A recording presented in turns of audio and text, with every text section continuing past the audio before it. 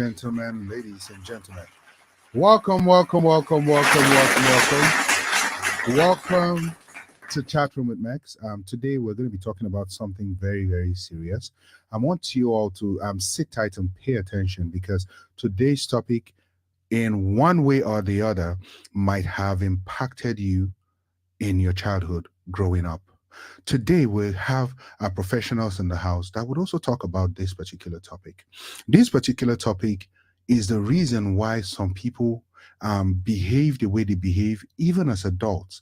This particular topic is the reason why some people actually have some mental illness that affects them in their adulthood right from childhood.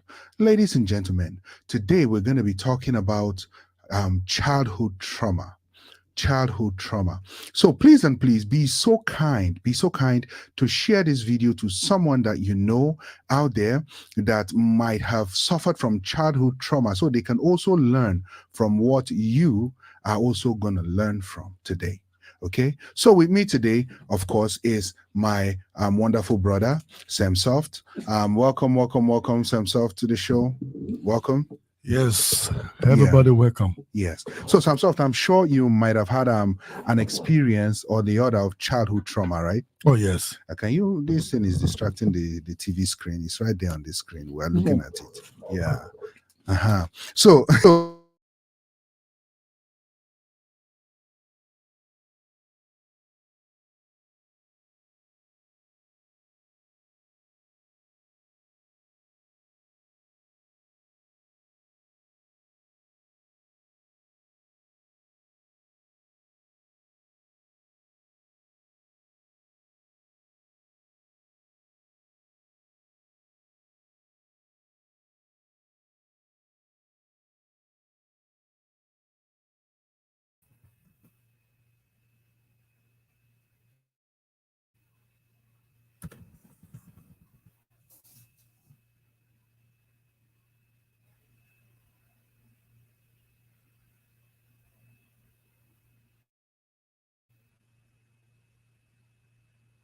I guess we lost our sound. Oh, yes. Aminat, can you hear us now?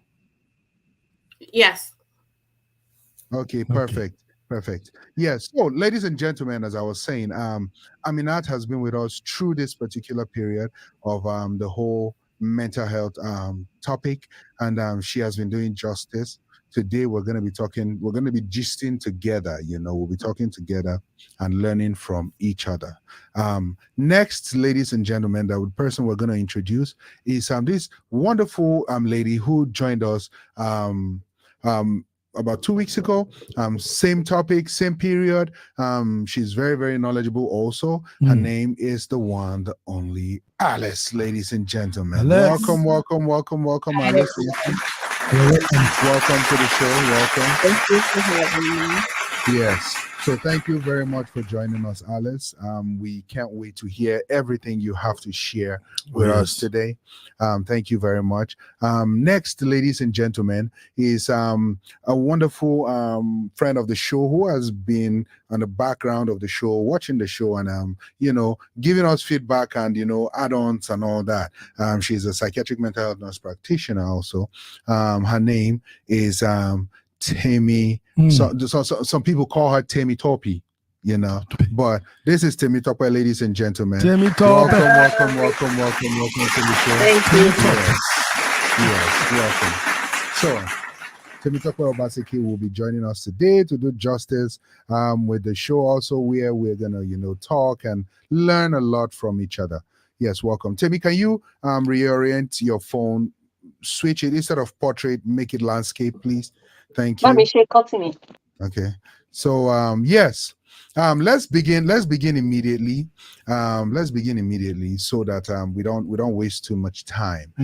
Childhood trauma. What do we understand by the term childhood trauma?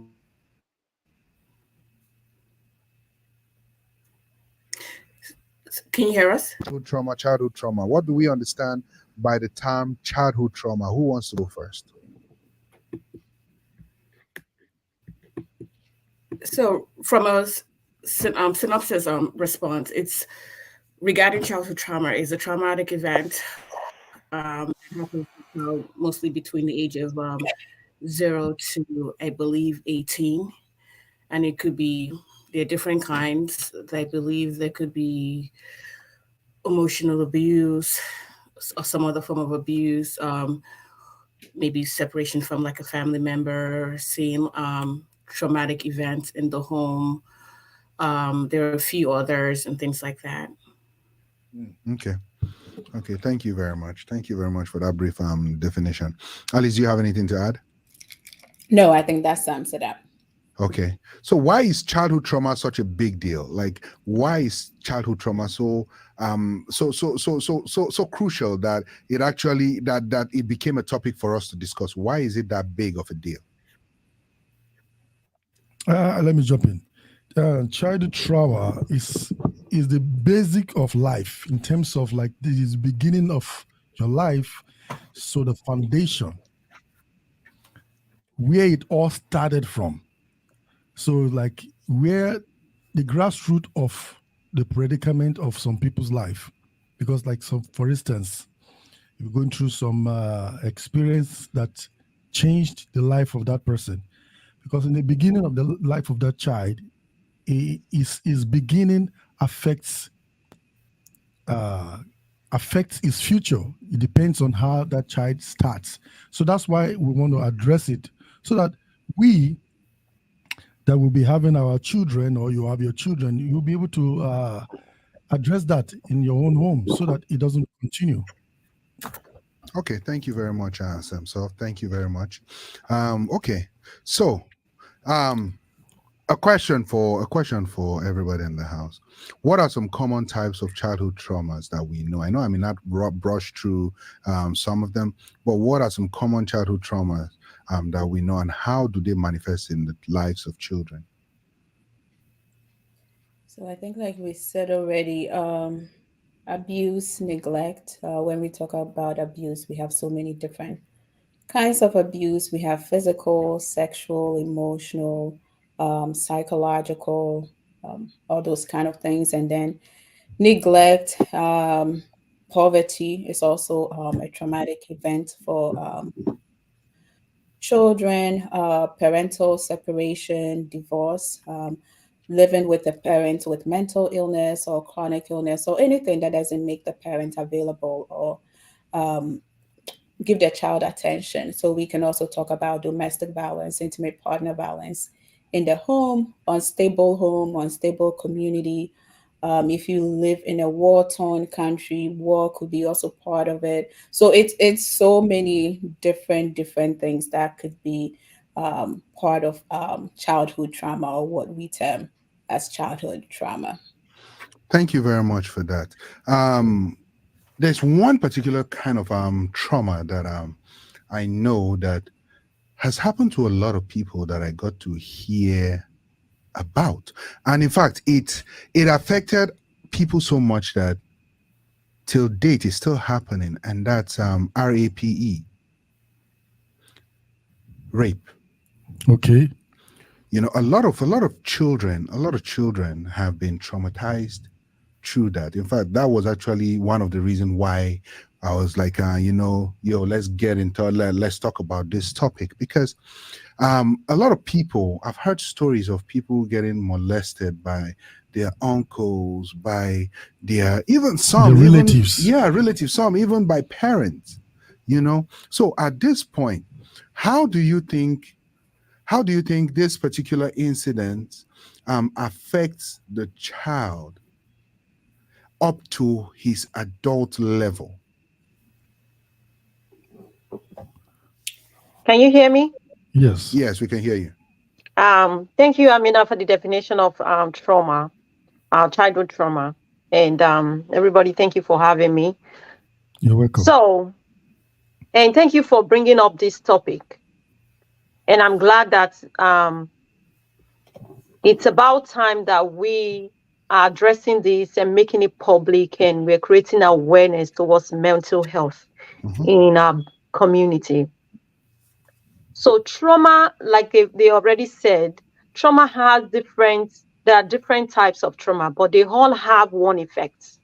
And this effect takes it from that child, or from the moment that child is having that experience, or and have an encounter with that thing, or that event took place, that thing goes with that child till adulthood. And whatever I'm going to be saying today, I'm going to be addressing, because I'm in Black and I grew up in Black community, and I see what trauma has done in relationships. Why some of the things we are facing today is because as a result of what people experience growing up. Sometimes you may not be the direct victim, but you are around that thing. It molds you. The environment, the things you see when you're growing up makes you who you are today, makes me who I am today. So, like we said, it could be emotional. It could be, there are two words that what's her name used. Two different types of neglect or abuse, which abuse can be in different forms. I'm not going to focus on the rape aspect. People grow up today to be who they are because of the way they were treated. They were neglected. And when that man or that woman grows up, he's going to neglect his spouse. He's going to even when you're in high school, those has effect on your behavior. The way you see other people, the way you address them, is as a result of what you have gone through as a child growing up. If you grow up in a house where your parents don't respect people, you're going to grow up being an adult that doesn't respect people. Okay, so and that's what we see in our home, and that's what becomes the country, the states that we have now. So what you're saying is childhood trauma is not just something that one experiences by themselves. It could be something that they've either seen or heard. I guess that would be generational form of trauma, passing down the trauma. But the part that I tend to want to segue a little bit from you is when you say a person that was traumatized will definitely grow up to traumatize another person. I really do not agree 100%. Please, panel, you can let me know if you disagree with me. That's fine. I really would not agree with you 100% on that, because from my little research, I know I was traumatized. Were you traumatized? Oh, yes. You were traumatized. Alice, were you traumatized as a child? Yeah. Now, speaking of being traumatized. Did I traumatize you? Yes, you always traumatize me. When I just now you traumatized me because by eating my biscuit. I go read cup biscuit on top table. I was traumatized. I was traumatized. But I'm going to give you an example why I said that. Wait, calm down. Calm down. I know you bring your example, and I would listen to them. The thing is this, right? There are some certain kind of traumas, right? And there are ways that people deal with traumas. Yeah. If your trauma is not dealt with, then you can now traumatize someone else, because that's all you know. That's all the point. learn. But you might. I think we have to use the word might. Exactly. Yeah. Not.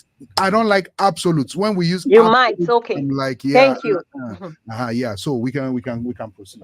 But like what she was saying though, she's kind of right too. Another way, because your foundation is always very important. Yeah. If you start poorly, usually it's always, even if you become successful, it takes a process of struggle, because what you already have information about is sticked with you. That's all you know.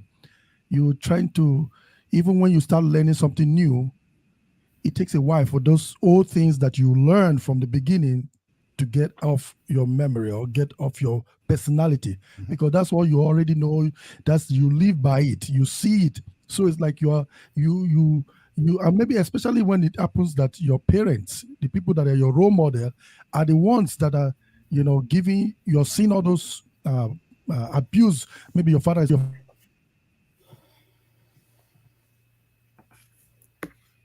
normal, even though the child doesn't like the father, that the father is beating the mother. He grew up with that kind of sense of belief that he can lay his hand on a woman.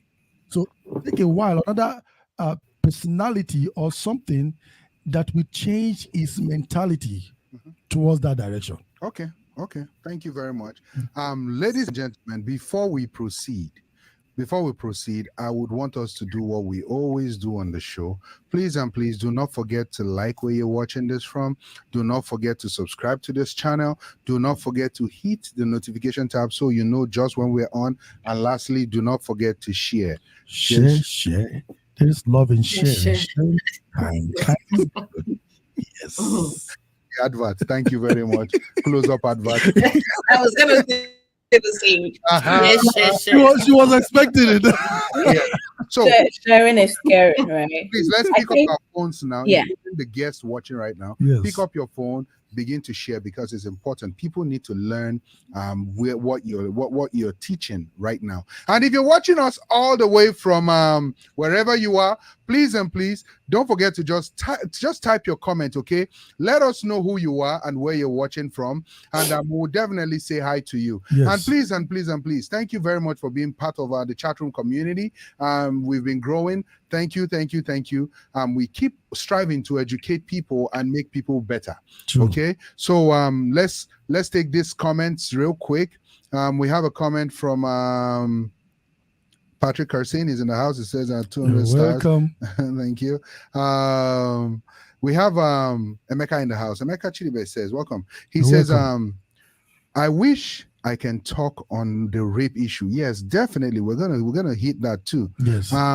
Simply because I can never know what they felt or feeling over time. I pray peace in the mind of all the victims. Yes. Okay, we're gonna hit that. But before we continue, I want us to talk about an experience. Let's talk about our life experience, about childhood trauma, things that we might have been traumatized over, simply just shouting and abusing, all those abuse, all those, you did crazy, you had this, all those things. Those things are not nice, they have a way of traumatizing kids. Ngozi says, there may be other environmental factors that have a greater impact than the trauma itself.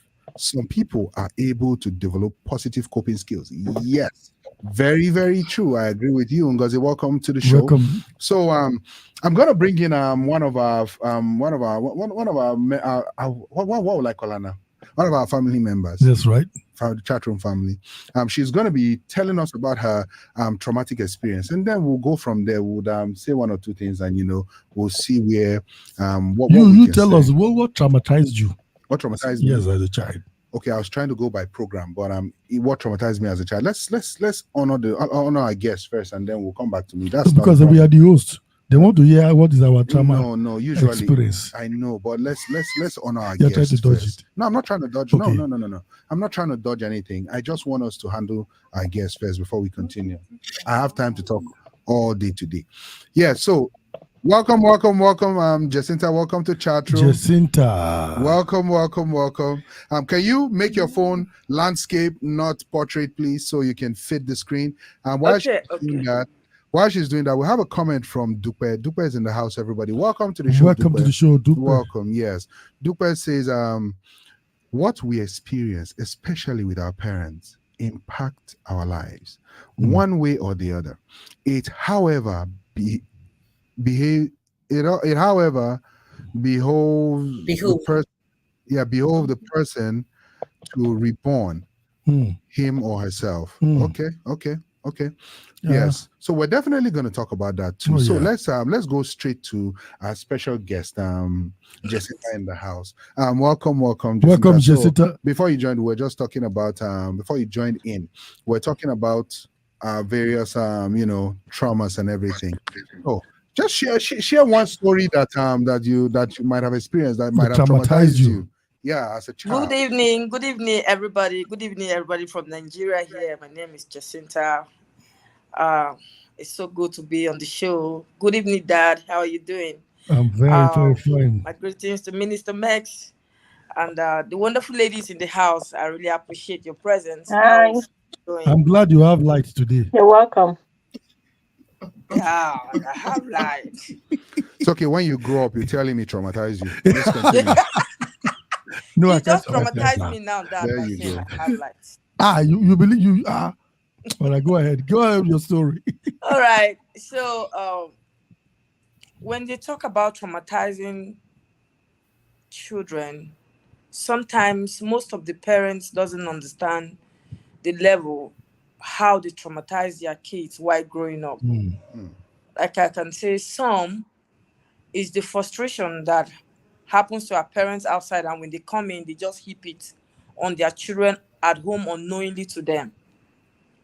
So I was one of these child that my dad would come back home. I love to be close to my dad, but he never gave me the opportunity to be close to him. So whenever he comes back home and I'm like, Dad, what? Look at your head. Look at your nose. You cannot amount to anything in this life. So I'll be like, I just called you to tell you something. What do you have to tell me? Do you have any useful thing to tell me? Wow. So whenever he says those things, God in heaven knows Jacinta will not speak again. So it will not shrink me, and then it will drive me away from him. Then I will become so reserved. And that has made me to become so reserved because the way he yelled at me and all of that. Then I will leave him alone. Then later on, he will come back when his memories and everything is set. So what were you trying to say? Then I'll tell him nothing. I would bluntly tell him nothing. To a point that even when I was pregnant, none of them knew till 6 months. Wow. What is dark? So the other one that he said that got me thinking, even up to this age, was when he told me that if he was a herbalist, he would have used me for ritual. No. Wow. So it doesn't mean it. Hey, He was so angry, and then I now turned and why are you laughing? I said to him, I said, well, you have used me for ritual already because this is not the real me acting here. So, but that didn't leave my brain even up till now. The last time he visited me, I reminded him those words. So pretty much those words scarred you. It, like, put a mark. And because the way he treated me made me, I have my reserve about men and everything. Because Exactly. compared to that, so many things now. I now met a man who shout at me every time, shout. So now as I am, if a man shout at me, the relationship, I'm ending it. I can't stand where a man yell at me. No, it won't work. Because it triggers the trauma. Yeah, so it automatically changed my mood, and you will see it immediately. It won't hide. My face will change. Everything about me will shut down completely. Wow. The people that are around me, they know when their voices are high, even if it is on phone, I go silent. So sometimes I am battling with it. How do I come out of it? Because even in my allowing myself now to have another relationship, I'm battling with that. Although he doesn't yell at me, but I'm having this attitude of my past experience with everything. Sometimes I don't just want it. Sometimes I don't want anybody around me because of so many things that went through in my mind. They are still playing out up to this point. It is difficult for me to pull out of it. Sometimes I struggle, then sometimes I go back to it. Okay, can I say something? I've lost a lot of friends because of this. Yeah, because I think her network yeah, NEPA won't take light. So yeah, go ahead. You wanted to say but something? I would like to talk to her. I've lost a lot of friends. Okay, she's back. I've lost a lot of friends because of this attitude of today she's cold, tomorrow she's happy, then tomorrow she's reserved. And it's a struggle for me to like put myself. I want to be happy. Like I want to be, every time you see me, let me just be jumping up, that mindset, but it's difficult to create it back. Okay. All right. So, that's everybody that is watching. You see that what trauma can do to a child. So we can be quick to judge parents. We as parents we should take care of our kids right now, our children right now, so that they don't become traumatized because it affects them, because the beginning of the child's life is very important. So I will have to, I'm very sorry for what you went through, Jacinta. I pray for you and keep you in my prayer. And also, I want to say this to you: do not allow your past to dictate your future. So always say that to yourself: I'm not going to allow my past to dictate my future. Do you know how many times people have been saying that in church, and yet they are still dictating their future? But I'm just saying it to her because she's Actually, here with me. It's very hard. It's very hard, especially when you grow up in a family where your parents are yelling, or the best way they know how to talk to you is yell. When you grow up, you're going to become a yelling mom and a yelling wife or a yelling father. So saying don't let your past, it's very hard, especially when it comes to character. Not like doing something bad, not like raping other people because you were raped or you saw somebody rape somebody, but like your personalities, those behavior, it's hard. Yeah, it's hard. Can I just say something to Jacinta? I know we have the expert regarding therapy and things like that in the house, Alice, but I do want to say, I think, and hopefully she can respond when I'm done, regarding your past history, your past trauma. It did happen, and unfortunate. But I think one of the great things I think you've mentioned is you've recognized it, like it did happen. So now it's like, how do I then move ahead or move forward? Because you definitely cannot change the past. You cannot pray the past away, but you can reclaim the future and things like that. Now, how do I reclaim my future? How do I realize that my past has happened? It is part of my story, but it's not going to be a defining part of who I am moving forward, and things like that. That's where we talk about reaching out for emotional support. And I think Alice can elaborate more on that, or even give you more insight of how you can move on healthily. Thank you. Well, here in Nigeria, when it comes to getting an emotional support and all of that, it doesn't work here. I'm in Nigeria. So the only way you can work on your emotions is by trying to work on them by yourself. Like what Minister Meg said, do you know how many times they have prophesied upon that in church? We just believe that when it is too much, we go to God, we go to church, we cry out our minds, and then when we get relief, we stop. But these things keep popping up. They keep popping up around us. Sorry, I think you must have misunderstood. I wasn't talking about seeking emotional support from church. If that's where your comfort comes from, that's fine.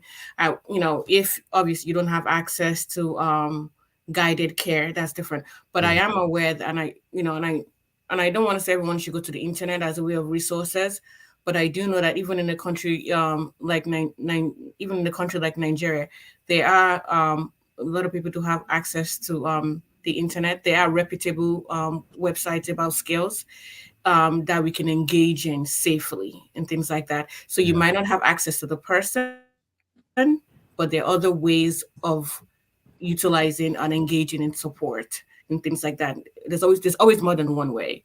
All right, can I ask a question? How about when you find yourself, you develop a passion on something that when you do it makes you happy? Can that fade away sometime? Like when you see yourself doing something that you love to do more. The thing about coping is sometimes you might not be dealing with your trauma itself. You might just be trying to cover it. You might just be piling it up and be piling it up and just be piling it up. You are not really dealing with your trauma. You're trying to run away from your trauma. And the bad thing with that is when you now get somebody that reminds you or triggers that, then it comes back like it never left. Yeah. So that's why it's always advised to deal with those particular issues. Before I hand the mic over to Alice to respond, I want to take some comments real quick, and then we'll hand the mic over to Alice because I know she has something to say. Okay, let's take this comment real quick. So Dupa says, I like the Yoruba saying, Tiwamba Bie Owaton. Amina, do you want to read it for Speaking us? tongues. Go on. Yeah, I think you're right. Over here. Right. Hence, if you go on as I wrote before. You don't try small. I'll tell you guys something. I'll tell you. Yes, I think that's right. Okay. You're right. So Godwin is in the house. Look what Furthermore says. I sympathize with Jacinta. I hope she can move on and forgive her dad. Bethan says, my brother just died in his pain. People are suffering in silence. Yes, welcome to the show, Bethan. Welcome to yeah. My Chris, yeah, my condolences too. Professor Chrison is in the house. I sent you a link, sir, if you can click on the link and join. He says that Jacinta would definitely need therapy to undo the adverse childhood experience, ACEs, she has experienced. Yes, I agree with you on that. That's why I said you're just buried and sweep them under the rug. You're not dealing with it. Duper says, he who angers you controls you. Your dad is still controlling you. Don't let him. Forgive. Okay. Exactly. Yes. Exactly. Bethan says yes to that. So now, Alice, what do you have to say about? Jacinta, thank you for sharing your story. In terms of healing and processing trauma, we can do it justice over here because what you experience is an extensive childhood trauma that's going to require, I would say, therapy. There are therapists in Africa. Maybe the cost could be an issue, but when it comes to therapists, you can use this site called mentalhealthafrica.org. It's a directory that shows you where to find therapists in Africa. So it goes by the country, or you could also do it by specialty. So depending on the country, it will tell you the therapists who have been certified and available in that specific country. So the other thing is, I wrote so many things down now, it's all jamming in my mind. The other thing is what I want to talk about, spiritual bypassing. I can see a lot of that happening. And this is not to single anybody out, but forgive and forget. Don't let him hold you back and all of those things. Those things are spiritual bypassing that we use that, again, it doesn't help to process the thing, right? Forgiveness is an end of processing something. So forgiveness isn't something that you can just say, I am going to do. Forgiveness is a process that you would have to go through. And in that process, you have to acknowledge what was done to you, how it has impacted you, the triggers of it, how you are going to deal with it, what you are going to do yourself for yourself, whether the person apologizes or you do not apologize. So forgiveness doesn't happen easily. So forgiveness should be the last thing we should be saying when somebody shares their trauma. It is the last process. Often when people share things about themselves, we don't need to go to that forgiveness part. We could validate them and tell them that it did happen. But that forgiveness is a personal choice that people have to make. So we have to be careful with that. Otherwise, we will use spirituality to cover pain, and then again it would lead to numbness and all of that. But So Alice, yes. When you say spiritual bypassing, what do you mean by spiritual bypassing? Okay. Because So I fortunately I had a paper, right? So spiritual bypassing is a word or a concept that was developed by a psychologist, and it's using spirituality or scriptures or religion to bypass developmental needs, painful feelings, and unresolved wounds. So we use it to bypass developmental needs, painful feelings, and unresolved wounds. Spiritual bypassing can lead to depression, repression, emotional numbing, detachment, anger phobia. So people who as a result of their religion or their spirituality, they they do not get angry, or they do not allow themselves to get angry. It also overemphasizes positive emotions and positive feelings. We do this online a lot. There is something called toxic positivity, positive vibes only. That's what some of us will say. Over my dead body, or this shall not happen to me. Instead of you dealing with that thing, we use spirituality to bypass it, and it can also cause developmental delays and also a variety of interpersonal difficulties. Your partner or your friend did something to you, but you can use spirituality to say forgive and forget. So you wouldn't even tell that person that they've hurt you, so that they can learn from that and next time they will not do it again. But you would say forgive and forget, and then as a result, you would not even bring it up. So that's what I would say in terms of spiritual bypass. Okay. I have a thank question. you. I have a question. Okay, now you, the professionals, you guys tell us that we should, first of all, recognize the problem. For the fact that we first realize that this is a problem, is a good step of what? Healing, right? So for that person that has the faith, which he says like, okay, I know this is a problem for me, so I'm rejecting this problem, and I'm saying it to myself. Okay, what is the difference between him saying it or her saying it to themselves that I'm going to overcome this, or is it, hold on, let me finish. Is it better than going to see Minister Mex as a professional psychologist to see him, and then he will repeat, he will tell you, you will do this, do that. What about you telling yourself? So the thing with what you just said is a lot of Christians, and I use that term with caution, a lot of Christians do not admit that the problem is there in the first place. Oh, that's different. No. Majority of Christians that will go and tell you, oh, no, you will not see a Christian that will tell you, oh, I'm sick. Come, I have people in Nigeria that when I call them, they are not well, you can hear it from their voice, so they have cold, cough and kata, and they will say, I'm strong. What's wrong with you? I'm strong. Those one is foolishness. That one is different. If accepting, acknowledging, knowing that you have a problem is first, exactly, it's a good thing, but with that too, there are some things religion cannot do for you. Those men of God, there are some men of God that are trained in whatever they're doing, which is good. We like it. Go through the training. They are not just pastors, but they went to school for this and they learned a lot about this. So they can, double in and do it. But not the one that God just call you, you call God, whoever call who. People will come and meet you and you now begin to tell them advice on what to do with regards to their mental health, with regards to their childhood trauma.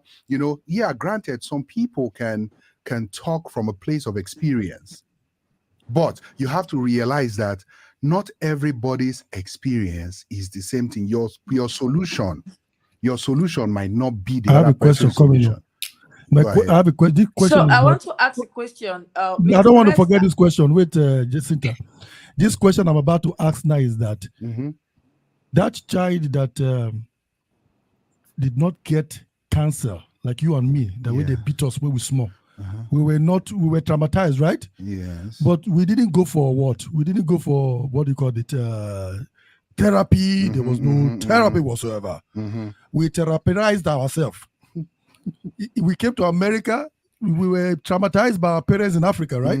But we're here. We're doing well. How? We fixed our mind, saying that, you know what?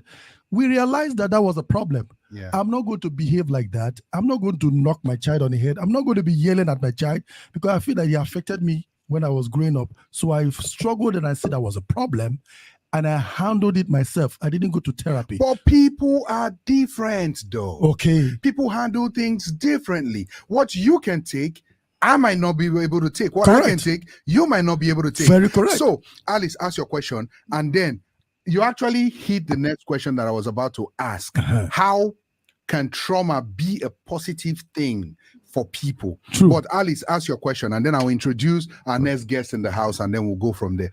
Go ahead, Alice. Okay, so we all biologically, right? We have the ability to adapt and to overcome things that happen to us. Our body, it's backed by neurobiology. Majority of the people that experience traumatic events in life do not exhibit or show its effect. Um, if people were showing it, then all of us, the whole population, especially COVID-19 happened and the whole world experienced it. Mm-hmm. People had innate biological resilience to overcome it. It's like common cold. Yeah. People have the immunity to overcome cold, and then people do not, some people do not have the immunity to overcome it. So when we talk about trauma, it's more about the subjective event. So if I tell you I am traumatized, you cannot say you are not traumatized, because I am telling you two Right. people can experience the same event and they would have different experiences. Yep. Children can grow up in the same household, and one will tell you that they were traumatized, and the other will tell you that they were not traumatized, or they wouldn't even show any symptoms or any manifestation Correct. of it. The other thing, if we are going to use spirituality again, it says faith without works is nothing. So if you are saying, God forbid, okay, what are the practical steps that you are doing, right? Um, we do this one that we do. I tap into your blessing. Are you willing to I don't walk want to arm robber. A shoes? thief. Are I don't you want willing to thief. to walk in my shoes and to experience the pain that maybe I experienced to get Thank to you. Thank you. where you want to go? So it doesn't happen overnight. Healing doesn't happen overnight. When you go to therapy, a therapist will not tell you forgive and forget. They will process it with you. You are the person who is going to come out at the other end and say, maybe I'm willing to forgive, or maybe this is the step that I want to take next. That means you have processed it, you understand it, you have the awareness of it, you have the mechanisms to deal with it. The triggers are not going to go away, but you know that if, let's say, the color yellow used to trigger you, now you know that the color yellow triggers me. Now, what do I do? Do I want to avoid the color yellow, or now do I want to use my breathing techniques when I see the color yellow, or what? You have that choice. So that's what therapy is about. That's why therapists do not advise people or do not tell you what to do. They work with you so that you process it, so that you come to those realizations yourself and deal Exactly. Because with you are it. the one that will stick Can I the can I I think can I ask also a Jacinta has question? to record. yeah, Okay. Jacinta. Go ahead. Jacinta, okay, go ahead. Okay. Jacinta, your camera is Can looking you like do it's your traumatized. phone? What's wrong with the camera? I don't know. Make it portrait, not Turn landscape, Turn it not to the it other portrait. way. around. Turn it around. Yeah. I lie you. There you go. It's okay. We'll, I will we'll manage enjoy it like it. that. We'll There use you it. go. Okay. Now I wanted to ask this question. She's talking about some of these people, let me say some of us, that were not privileged to have a therapist. And like you said, when you meet a therapist, he helps or she helps to process everything. And then we who doesn't have the privilege of having a therapist, and we decided to process these things on our own, but sometimes we still get bitter deep down. But there is something that I also discover. I try not to extend it to my kid, but sometimes I lose. Now, my dad, who gave me this kind of treatment, I don't just want to go too much because it is so much to talk about, so I just pick some certain things. But I've decided in my mind to treat him back with love. Which is good. Yeah. I Very good. decided in my mind that whenever I hear that he's sick, or he needs money, or he needs something, I provide it without thinking of what had happened. But even in the midst of it, sometimes I think about it. But I can't resist it when I hear that he's sick and he can't take care of himself. I have to do something. That means you are forgiving him then. So now, does it mean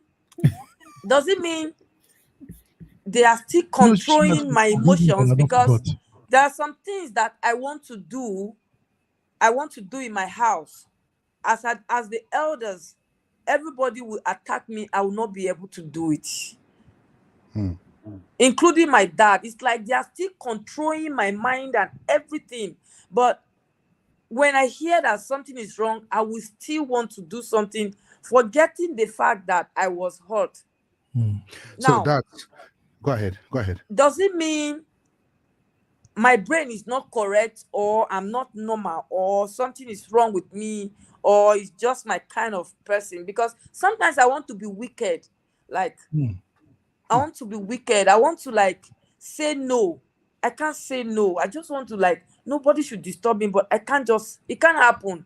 So does it mean it's part of it that affected me to this point, or it's just my kind of person? I don't know. Okay, so Jacinta, are you the first of all the children? Yes. Okay, so I see a sense of obligation, family obligation, there. Responsibilities. You know, when you think of what happened, what traumatized you, when you go back to think of it, what happens to you?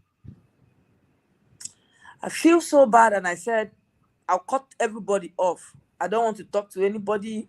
And when something happened, I now see myself falling back to it. Okay, so you pretty much relieve your traumatic experience. Ladies and gentlemen, at this point, I'm gonna take let's take some comments, and then I will bring up our next guest in the house, and then we'll go from there.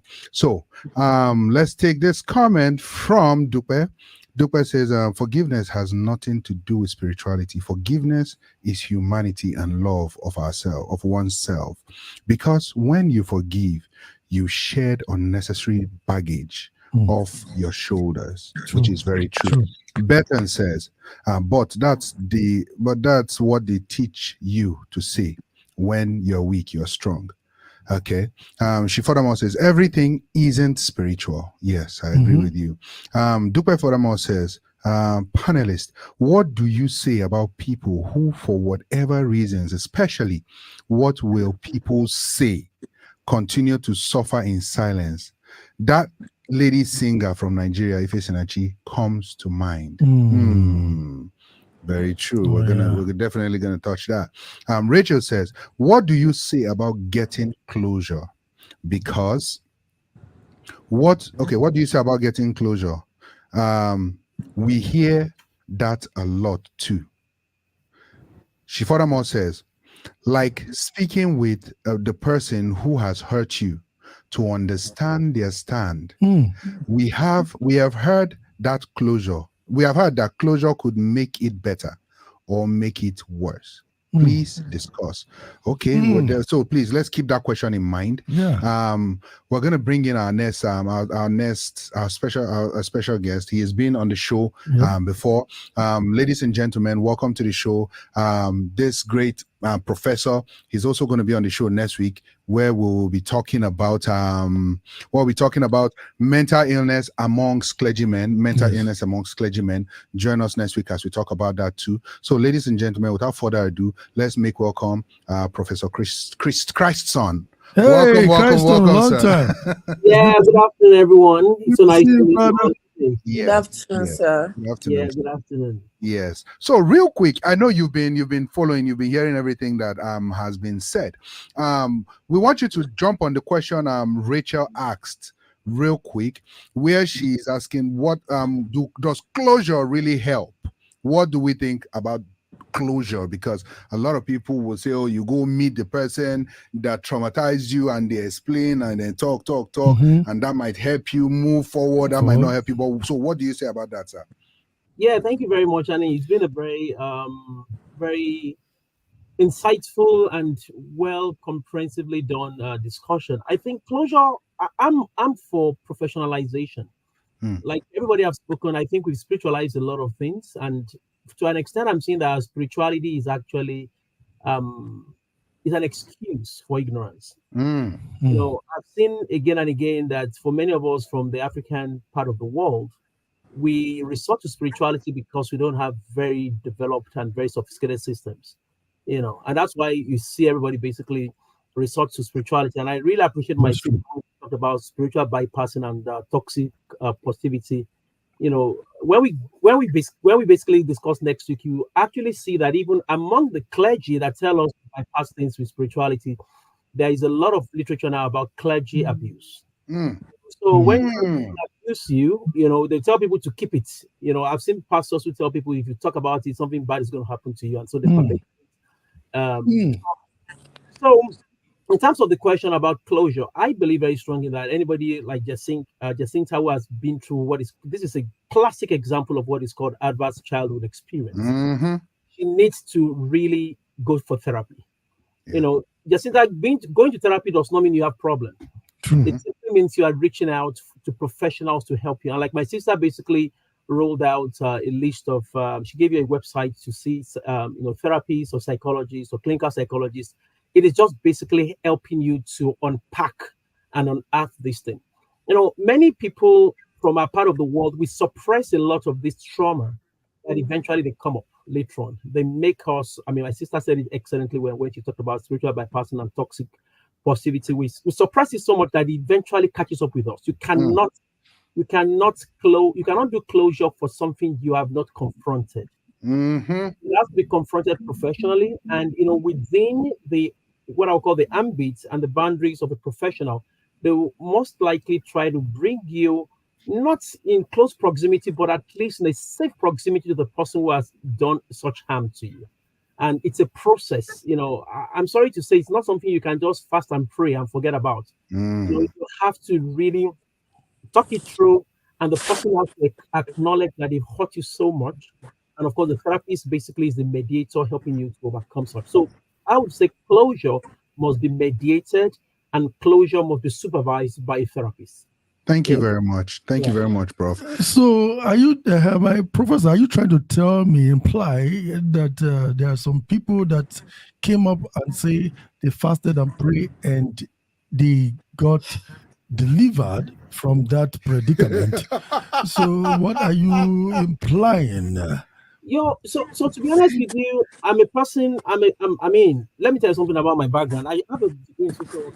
Especially when I was telling Mr. Mek about this, I also intentionally went back to school to do a master's in theology. The reason I did that was because I know most of the people I deal with and most of the people I talk to are clergy. So I wanted to be able to talk from both a mental health perspective and also a theological perspective.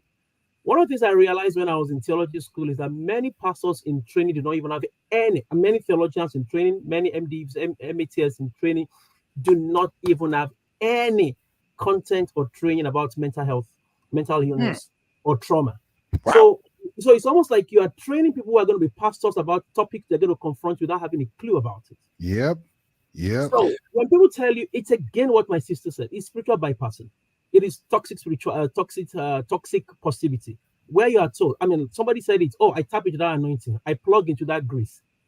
I was telling somebody recently, if prayer were to be a measure of development and what I would call success, no African country should be an average of Nigeria, Ghana, should be the wealthiest. Zimbabwe, South Africa, they should be in the top. Well, of course, in the world.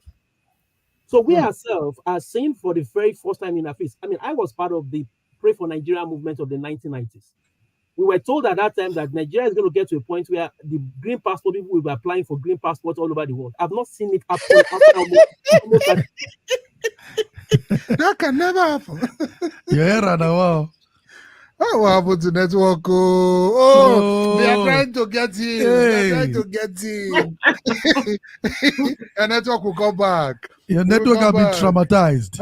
No, they are trying to disconnect the network, making no talk. So I'm telling you, this was before the end of the military regime. I'm talking about 1997, 1998, 1999. It's called Nigeria Praise, led by former President Yakubu Gowon and people like Moise Aronsiola, Maduka, and these top pastors. And what we were told that time was we're going in 2000 and that Nigerian green passports was going to be sought after by everybody in the world. It has not happened. It hasn't. Man, you see the network. It's a very powerful. So we've we've learned. Oh, can you guys hear me? Yes, now we can hear you. Your network went off, but welcome back, Prof. Yeah, network again. Okay, so let's quickly take some comments. Yes, let's quickly take some comments, and then we will. Okay, so Rachel says, "Come, huh? Come what? I can't. I don't. Come be some like I don't know if it's Calabar or something." Okay. Dupe says, most of us in Nigeria don't have therapists. Please use examples to explain whatever you are saying or sharing. People may forget much of the discussions. Examples will not be easily forgotten. Yes. Oh, that's true. Emeka says Jacinta's current relationship with her can help a whole lot. If her dad is coming off as a better man, then it will help in conjunction with therapy. But if he is still coming off negatively, then she should give her dad all the space while seeking therapy. Correct. Yes, I agree with you, Emeka. Yeah. So, please, I have a question. My question, for everybody. I would like our prof to take the first stab at this particular question. So my question is, can you explain the concept of resilience in the context of childhood trauma, and how how can it be fostered in children? Resilience in the context of childhood trauma, how can it be fostered in children? Prof, are you there? Network again. Okay, who wants to go first? Resilience. I can go. I have a whole research on resilience. So. There you go. So resilience, in its simple term, is withstanding or bouncing back from adversity or trauma, right? Resiliency, when we talk about resiliency with children, it has shown that one of the most important things that helps children to build resilience is relationship, or having a positive relationship around them. So this could be either, let's say, if the home life is unstable, it could be a teacher, right? It could be somebody in the community. It could be in Africa, we have so many different people who are involved with children. So it could be an auntie, it could be a grandmother. So that relationship is very, very important. Somebody who sees the child, who gives the child attention, who loves the child. When it comes to talking about, again, childhood trauma, children go through adversity in childhood. It's all part of it. You cannot shield your child. Actually, if you shield your child from adversity, you are doing them a disservice. There's a difference between adversity and trauma. So I don't want anybody to use this example to go and traumatize their children. Can you give us example? That's a good one. Give us example of adversity and example of, because even Christians will say, "I shall not face any adversity in Jesus' name." So what are you talking about? So failing an exam. It's a normal human adversity, right? Falling down, making mistakes, right? Bedwetting. Those are, you become embarrassed, you become ashamed. Those are, developmental adversities that we all go through. You are learning to read. Sometimes you miss a word. Sometimes you don't know what this is. You are learning 1, 2, 3, 4. You don't know it. 1 + 1, you can say 3. And then the parent, right? This is where trauma could come in. The parent, you can traumatize the child if you say you are stupid, you are a failure, you amount to nothing. Yeah. They're not traumatized us to. Here's the opportunity to help the child build that resilience. Oh, that was a mistake you made. 1 plus 1, how did you get the 3? In a way, you are helping the child to problem solve. How did you get the 3? And maybe the child will tell you the method that they use. And then you can help them. Okay, 1 plus 1. You see this one finger and then this one finger. It makes 2. That's how you get 1 plus 1, 2. So what you did was wrong, but you did well. What if the child that you are telling, let's role play now. The child you are telling 1 plus 1 is 2. Mommy, no, it's not 2. It's 4. Okay, so you ask the child, explain to me, right? Again, you are helping the child develop their cognitive skills. So problem solve. A child can explain to you. Maybe I said it's 4 because they will give you some explanation. Then what will you now do? How will you now make sure it stays at 2? Because it's easy for us to give these examples. Yes. Without, don't forget also that sometimes you might have children way stubborn well. If it's in America, they will say they have ODD, oppositional defiant disorder. Do you have a child also? Do you have a child with learning disabilities as well? Some people have dyslexia, and then there is the other one with math and all of that. So you also have to beating the child and yelling at them. What I'm trying to say here is it's not going to build resilience, and you are not going to solve the problem. So what about the part in the Bible that says spare the rod and spoil the child? What about that part? Which our parents used. This is a very hot topic in African communities. So often I say, I'm not going to tell you not to beat your child, but I'm going to give you some guidelines under which you can beat your child. We have guidelines to beat picking. So do not beat your child with an object. A cane, shoe. They use Koboko flog me. Belt. As I'm talking to you, I can see the Koboko. Remember the 3 mouths. Yeah, 3 3. mouths.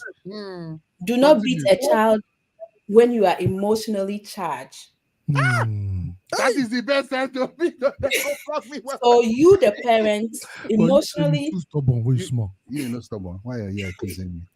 Emotionally regulate your emotions. Bring yourself down. Before you beat the child, explain to them why you are going to beat them. Okay, wait. You have to use the word beat. No, Not wait, in Nigeria. No. So what you are trying to tell me now is this. Assuming Sam Soft is my child. Sam Soft, I'm going to beat you now. I don't run. And I'm going to beat you. Before you near me, I don't run. You cannot run. Come here. I'm going to beat you now. And I will beat you because you did not do. Are you ready for the beating? I said, no, Daddy, I never think you beat me. I'll be good. I'll be a good boy. No, honestly. Okay, go ahead. So you explain to the child the behavior that the child, you have to be behavior specific. So not that you are a bad child. What do you mean by you are a bad child? Let me tell you the one my dad did. My father will flog me first. He did the opposite. He did not do the one you're talking. He did the opposite. When he flogged me finish, then he will not tell me why he beat me. Are you watching? You see in the show. Let me see. Let's see. I don't think it's there. No, it's not. Let's look. I don't think it's in the show. But he will beat me first, and then he will not explain. He will come and then he will say, "My son, this is what why you I did. beat you. This is why I beat you." Is it the same thing? I think there should be the same thing. I just inverse. Yeah. That's beat first before he explained. But sorry guys. The reason why I said that you have to emotionally regulate is in your moment of anger, you can hurt your child. That's true. And you didn't intend to. In your moment of frustration, you can hurt your child that you didn't intend to. Yeah. You can also say things to the child that you did not intend to.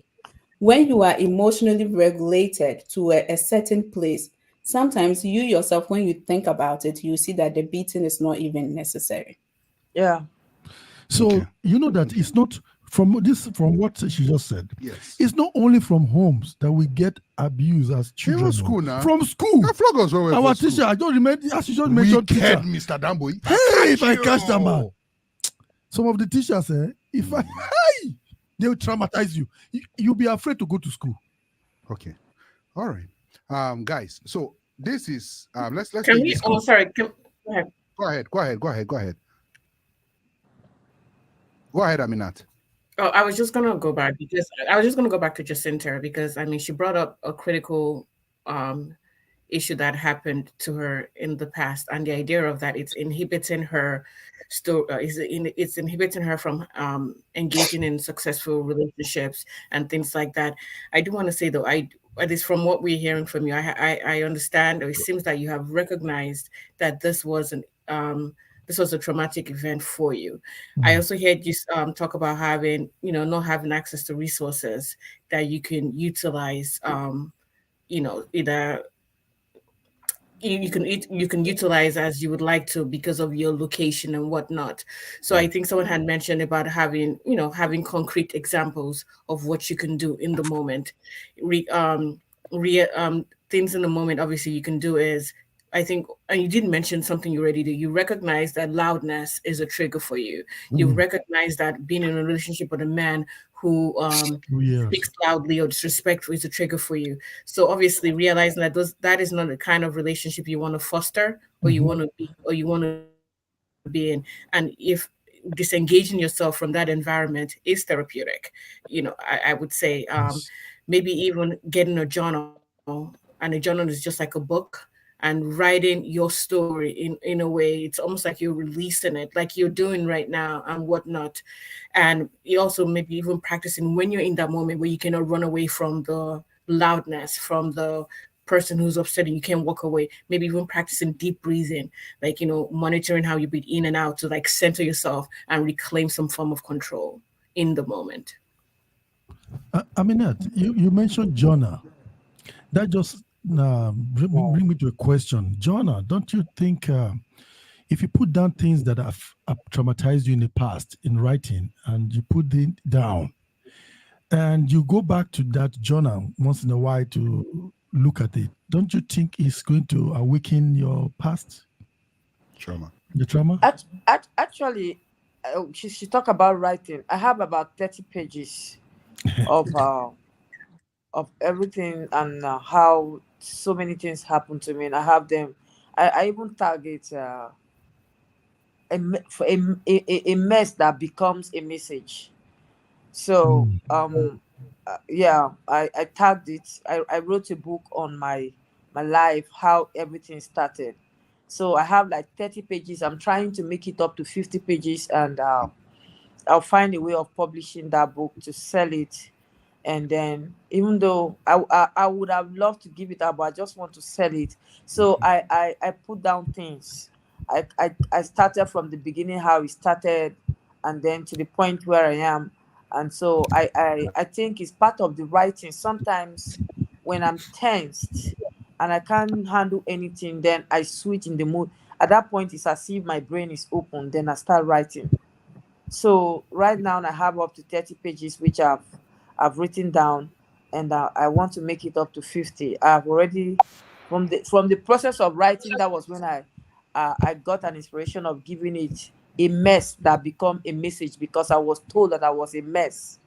I can't amount to anything, but right now, in all things, I could see my dad telling me that I wish you would have been a male, because the way you take care of me and your mother, the way you do things for us, it's only a male child that can do this. Because it's sometimes the African family, they believe that when a woman gets married, she's going to her husband's house.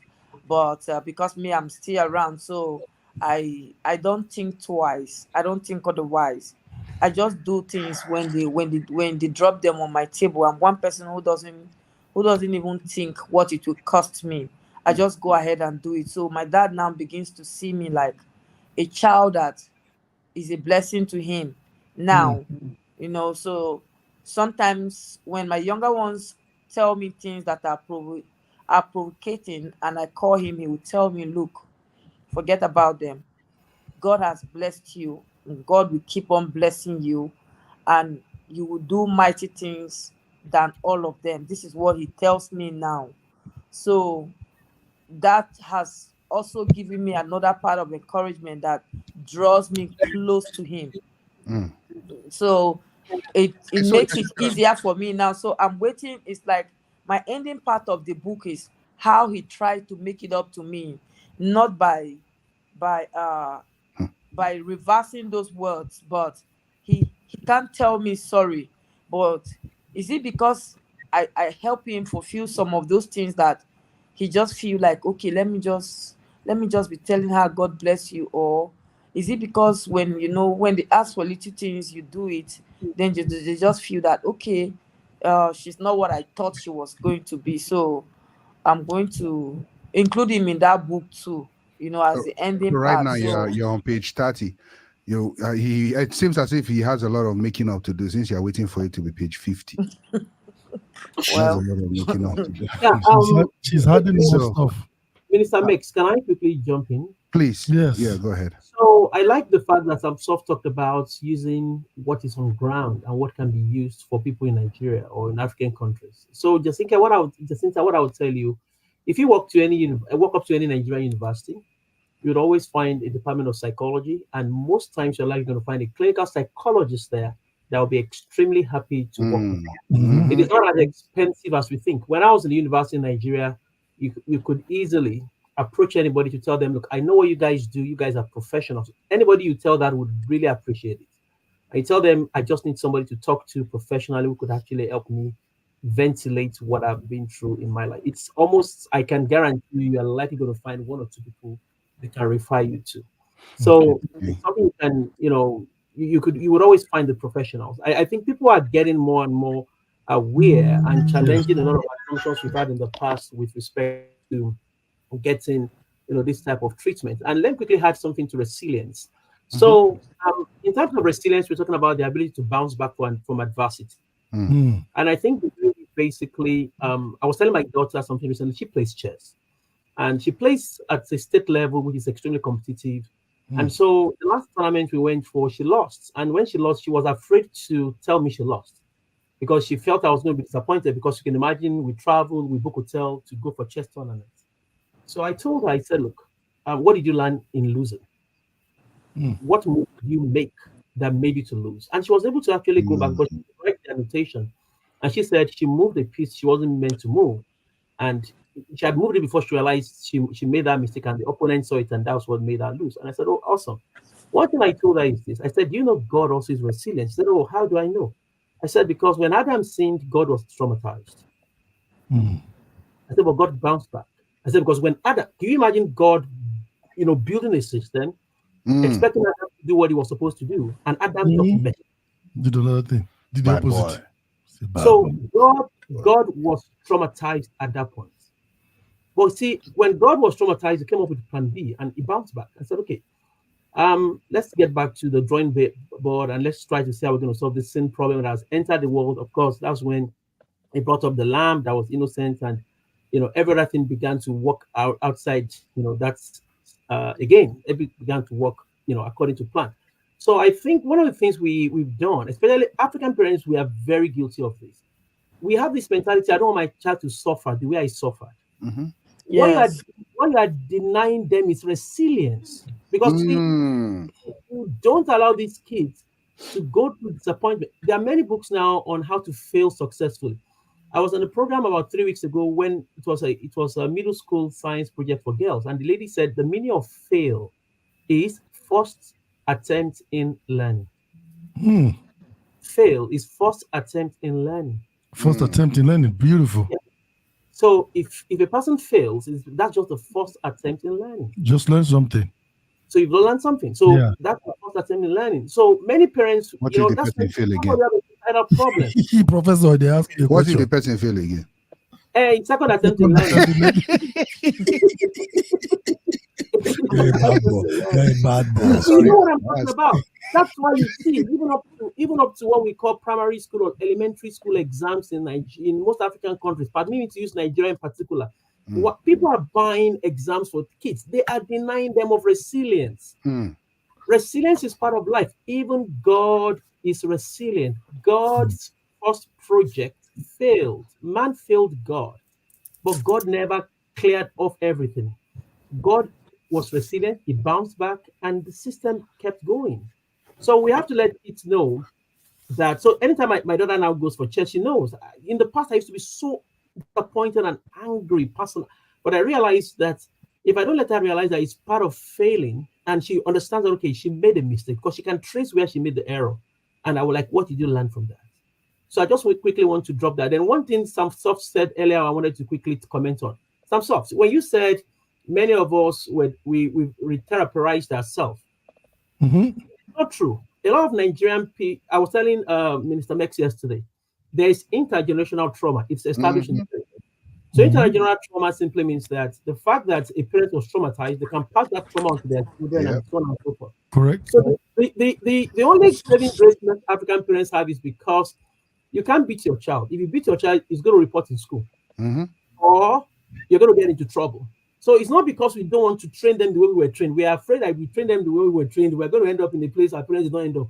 So that's why. But no, you. That's not where I'm coming from. Where I'm coming from is the fact that the trauma did not make us. As a matter of fact, it makes us even stronger. You're already going to the next question I was actually going to ask. Okay, go ahead. So sorry, let me just jump in and ask this question next. My question is this: is there any point where trauma becomes a good thing? Okay, let me continue. Is there any point where trauma becomes a good thing? Yes, because yes, I think yes. Hold on. The trauma that you get, like a child, like we're growing up. So did you say drama? Yeah, like trauma is like drama. Or trauma?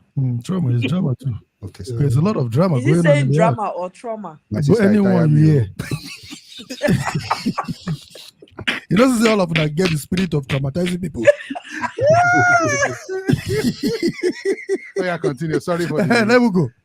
So as a child growing up, you get beaten and from mistakes you make, you do some things, and then you get all this kind of tough, they call it tough love. But Soft, out of all the trauma they traumatized you, do you think it became a good thing at some point for you? This is I'm building it up. It's too long.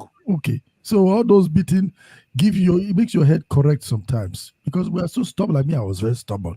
I would jump from 3-story building down. That is too much stubbornness. So they need to calm me down with some kind of thank God, if I was in America, they want to give me those kind of medication. But don't prescribe. But you finish. So I learned, and then when I growing up, I realized that it helped me to calm down. It helped me to be a hustler. So I hustle more. I'm not lazy. So it helped me to be more aggressive in terms of achieving my goals. So that is that's the only part that I can say really helped us. Helped me. So with what you're saying now, with what Sam Soft is saying now, question to everybody: do we think that there are some children that actually need trauma in beating? That you don't know. Or do we think that we should handle every child the same? Because discipline, our parents in those days, right? The discipline of me, I will tell you the truth about me, right? If it wasn't because of the hard hand that was used to hold me, you never can tell what would have happened. You just changed it right now. Yeah. Now, do you think, and I see the same thing. Do you think that at some point there are some children that need to be disciplined, traumatized? I was just waiting to hear that. Do you think there are some children that need that, or we should take every children as the same thing? Who will please answer? So, children are never the same, and we cannot handle them the same. I have 2 kids, and I realize that they are both from the same parents, but... Sorry, Timmy, can you center your camera? You're away from your camera. So better now? Yes. Okay. So children should not be handled the same way, even though they grew up in the same house. We have different personality. For example, when I was growing up, I am that one child that you ask her to sit down one place, she's going to sit down right there because I'm afraid. Aww. My fear could have been as a result of the yelling, shouting, screaming, and beating to close to death. I'm the second child.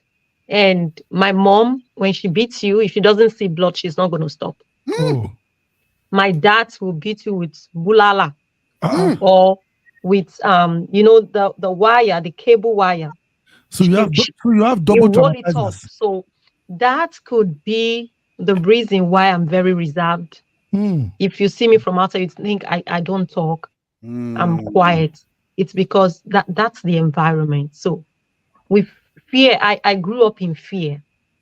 So I'm always, that makes me to be very obedient. Like when it is 4 o'clock, everybody run, go and sit down because that's when daddy is coming back. So despite that, my point the reason why I brought that is because I have a younger sister, the same parent, the same house. If you like tie her leg up like this, beat her today, tomorrow, she's gone. So we can handle children the same way, definitely not the same way. However, even though those screaming, yelling, and beating me out, or beating, I see my sibling being beaten and they are bleeding. That's traumatizing. Yes. And that doesn't mean it makes me a good person, kind of. Or maybe I would have been better than this if I didn't go through that. Maybe there are some good talents in me that speaking up would have, make me a better person. I don't know. However, we can never be handled the same way. Yeah, We shouldn't. I don't Yeah, treat they're the my same. kids the same way because I see they are different. And our point today is to say that I'm saying, I know that what we are saying is we should go back and make corrections. Everyone here has been traumatized growing up, especially in Nigeria families. We've been really, really traumatized, and that has led to what some marriages are experiencing today. They grew up being that bad, will I say bad? I don't know the right word to use, but they cannot show care and love to their family. And we term it African man. It's a no-no. It's a no-no. It's part of their the trauma. It's built them, it's hardened them. They can't show care, they can't show love because they were not nurtured with love. They were not shown care. They don't have it. What you don't have, you cannot share. Yeah. So somehow it's impacted our life, or it's still impacting our lives, our marriages, and even sometimes when I'm with my kids, I yell. And I go to them, I apologize. I say, I'm sorry, I'm an African woman. I know this thing is crazy, but sometimes I just see myself doing it. I just see myself doing it, yelling, because for all my life, that's all I know. You want to talk, you have to, yeah. It's not right. And I feel guilty, but I still see myself doing it. In that case, there is no therapy that can heal my own. Therapy cannot work. I know it, and I do my best, and I tell them, this is the part that is good. I tell them, it's not right. You don't go outside and yell. If you see mommy yelling, it's not right. It's here. So what you are saying is do what I say, not what I do. Because I did not grow up in the right environment. So I cannot correct everything 100%. So pretty much what I hear is hurt people.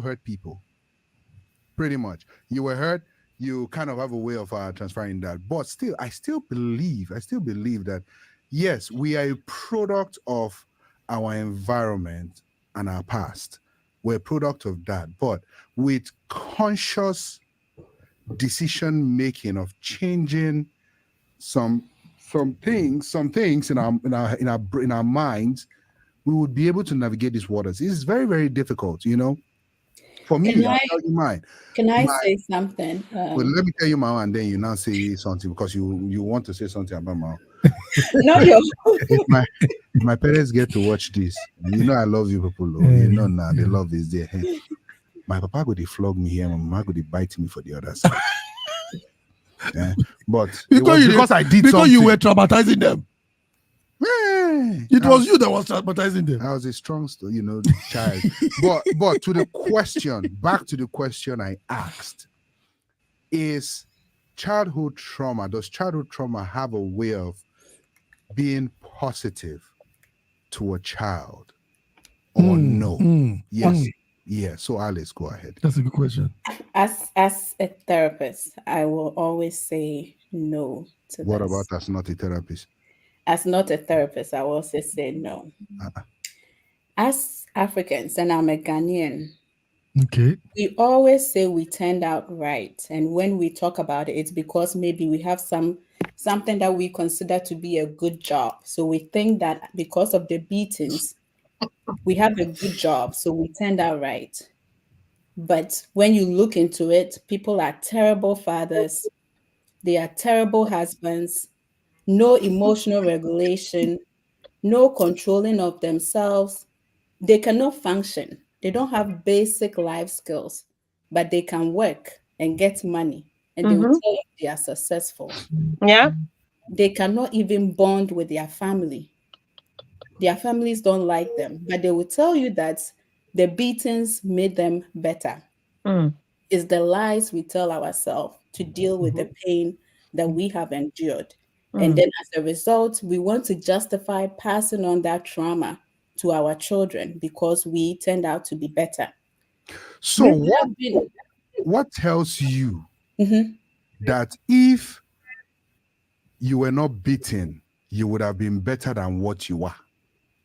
Actually, That's all we know. Do we know yeah, something else? Alice, can I help you? Yes. Alice is very correct. I think it's a perspective. I know what she's talking about. So when it's a culture, it's like a culture of poverty. Mm. It's like culture of poverty. I'll call it a culture of trauma. Now think about this. There are kids today in the US that have been, permit me to use the word, they have been trained to be the next Supreme Court justices. They don't go to normal school. They don't go to your school. They call them preparatory schools. They are being trained to become certain things in the next 20 years. Now, the kids also that have been shown love continuously, they are going to be loving in the long term. So it is a training received. Okay. When you're Continue. trained to be harsh, when you're trained to be traumatized, you're trained to be brutal, you become brutal. Let me give you one of the things I've thought about recently is this. What is happening to all of us is what I'll call the legacy of military rule in most African countries. Mm. Our parents saw soldiers beating people on the streets. We had soldiers, most of us growing up, we had military people shouting, go on the queue, you are flogged outside. So we are shouted at, you are screamed at, you are threatened by many military coups on the TV. I remember Sonny Abacha in Nigeria used to say something like, anybody who goes against whatever he's doing it at your own peril. That's Abacha's word. I still remember I was in probably middle school when probably military elementary school when Abacha was saying that, but I caught that word. That anybody who does anything against this government does it at his own peril. You know what that means? So when you look at our system, our parents, our pastors, our system was actually militarized. And that military mindset is what we grew up in. Now, contrast it to America that has been practicing democracy. Yeah, everybody has a right. So in most African countries, if you talk, they'll tell you to shut up. Other elders are talking, you are talking. Now, in this system, the child asks you a question. That's why most African parents cannot take it. When the child says, Mommy, why? Why should you do what you're like? The first thing you want to do is to slap, but if you slap, what do you call it? They can call you, or a child can. You understand what I'm saying? Yes. So, like I was saying, let's look at it again. It's like somebody who's been taught how to save. Look at many kids, depending on the home you're coming from. Some kids have been told, they've been taught investment, financial education right from age 5.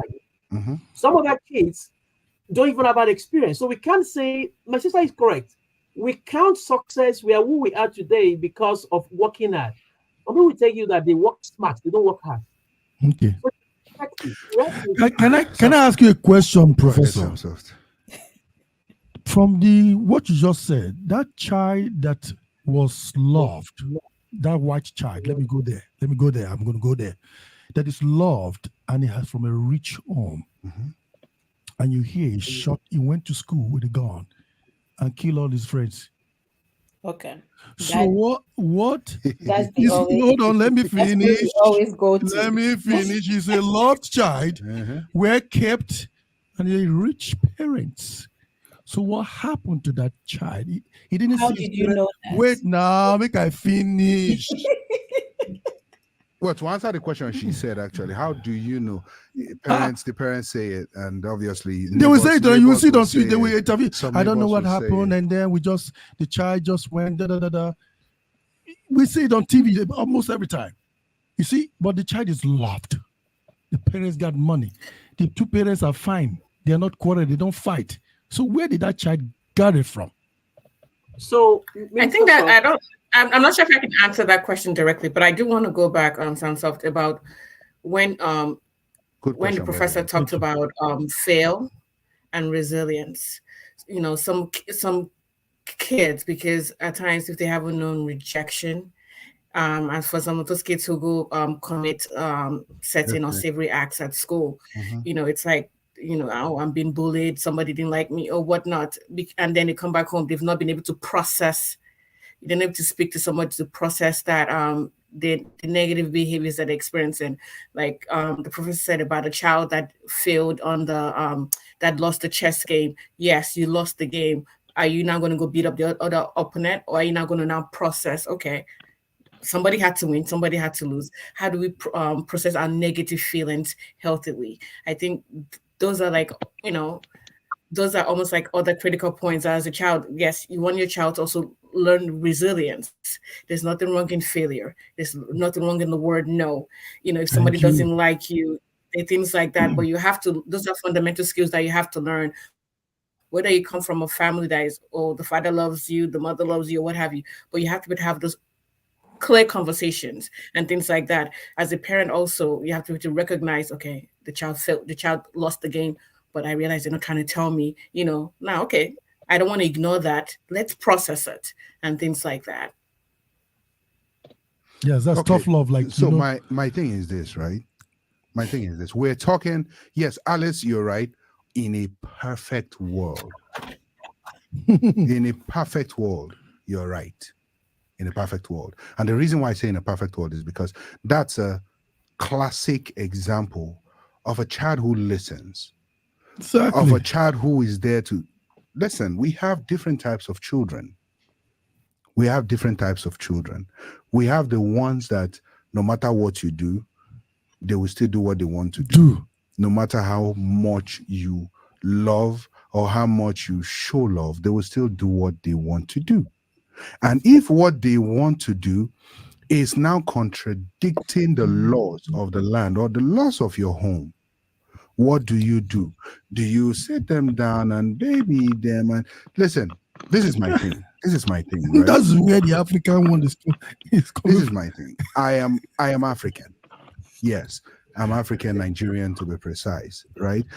Prof said the military, a lot of families have been militarized in the sense that we have that mentality of everything is doom, bam, bam, bam, bam, bam.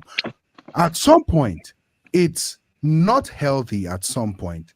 You understand? And at some other point, it's very good. Your child might need that structure. He might need that structure based on, that's why I asked the question, do we treat every child the same?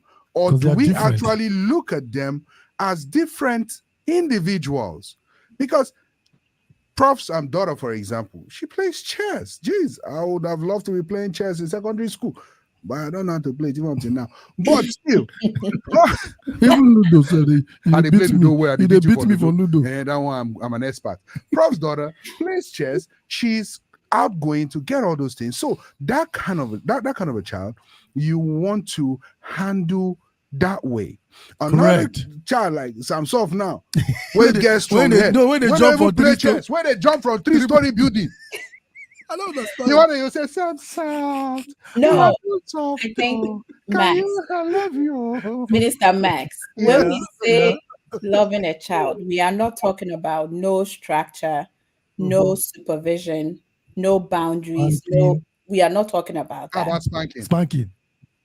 That one, if you want to do it, do it. I'm not, it's not something that I think we get hung up on that and we miss the point here. 3 things that children need. Supervision, you always have to make sure that's very important. on them. Yeah. Because their frontal lobe isn't the same as we, the adults. And even we adults, They are very smart. fully formed frontal lobe. Look at the decisions that we make. And then children. So they need attention, supervision, Yes. and then structure. So where Make did sure the there is structure? structure How in do you the get the home. structure? Because if you are going to say, oh, I'm going to be soft, you're also going to neglect your child. Thank And that you. will also get you in trouble. I think we as African, we tend to go the extreme. So because we know the military way of doing things, when we come to the US, we then become hands off because we don't know anything else. Nobody teaches us parenting skills. So we are afraid. Oh, if I touch you, they will call the police. Police. In Ghana, they will say, oh, Obama child. Abrochin kola there, you fire and son come, or children abroad there, you don't touch them. And then No. leave the children to do whatever they do. Some parents work 3 to 4 jobs. Yeah. The child They don't don't have even time. see them. Children come home and they do the homeworks themselves. Your child is being advised by people on TikTok, by people on the Thank internet. you. Thank you. Thank you. The child is being raised by YouTube. That is where that child that was spoiled, that is gone. He must be Let's use must pew receive. instead of gun. Let's use pew instead of gun. Use pew instead of What is that pew? word. Don't use the So word. YouTube will censor us. we are not, you have to You find don't like advice. a middle ground, right? There are parenting books. Children have different temperaments. Some children are very sensitive. Yeah. The least thing you do to them, they will internalize them. Oh yeah. And you wound them forever. Iketu. Some people also, they are very strong-headed and opinionated. Oh Some yes. me, I was a very quiet child, but I would have an answer to everything. Me too. I wasn't quiet though. Thank God you know yourself. I will have an answer to everything. So my grandmother used to tell me, you should be a lawyer because you know how to answer everything. Alice, do this, but why? Because you are a girl. You're Oh, curious. why? Why do I have to do it because I'm a girl? Why are the boys sitting down? Oh, you have always been stubborn. Okay. Yeah, she don't get stronger since she's You small. don't take. So, everybody and their temperament, right? Yeah. So you have to know your child's temperament and handle them according to that way. That's But it. don't be like, I'm not going to do anything. Provide them with a structure. Know how, if you learn about parenting and education, you know that because children are very young and their attention span is very limited or very small, you have to repeat things to them. If you give them instructions, it has to be 3-point instruction. Yeah. Patience. You have to be very specific. You cannot tell a child, go and clean your room. What do you mean by I should clean my room? You can say, go and make your bed. Sweep the floor. Pick the clothes from the floor. You are giving, little things for them to do one at a time. You, the parents, also, what are you doing in the house? If they are cleaning their room, are you watching that's a TV? good one. Or do you tell your child to go to sleep while the TV's volume is high and you are watching TV, but you want them to sleep? Or it's your room dirty and you tell them go and clean your room. Exactly. You have to show an example. Yeah, that's a good point. So parenting is not an easy job. Example. Okay, so Parenting can be you learned. still haven't answered my question though. What is your question? Is there a point when the traumatic experience with It's never good. the child is good? It's never good. Okay, It's thank never you. good. Okay. Yeah, the other thing I want to quickly drop in is there's a concept called post-traumatic growth. So post-traumatic growth is when, after people have gone through PTSD or they've gone through a traumatic experience, they begin, of course, again, the therapist, the counselor comes in to actually help people use post-traumatic growth. It's a term like Minister Meg is trying to touch on. It's just a term that says that, okay, what positives did you bring out of the traumatic or what I would call the very bad situation? So most times it makes some people to be more empathetic. It makes more people to be more purposeful in life. It makes some people to be more compassionate. It makes some people to actually reframe. It's like a reframing. They reframe life and say, okay, perhaps the reason why I went through this is because, of what I'm doing now. But of course, it is not the norm. I don't want us to normalize the fact that trauma going through. I mean, Sister Ali said it very correctly. I think the problem we have is that over time we've been taught, we've learned, there's something is called learned helplessness. We've learned helplessness to an extent whereby we just see it as, especially for many of us who have the faith orientation, where we basically, like you rightly said, we just use spirituality to mask that pain and that point.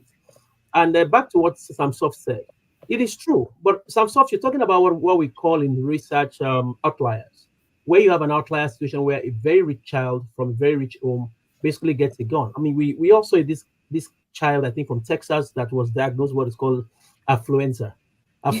This guy was so affluent and he misbehaved. So they brought the psychologist to court who said he was suffering from affluenza. That was too affluent. That's a new one. Affluenza. So, but the other thing you've got to look at is this. If you look at data, you realize that a lot of kids from environments that are very impoverished, poor, and under-resourced are more likely to commit criminal behaviors than kids from a very good home. Now, I'm located in Birmingham, Alabama. There is a city here. We did a research recently. It's called Bessemer, Alabama, where you have it has one of the highest crime rates in the U.S. Why? The environment is heavily under-resourced.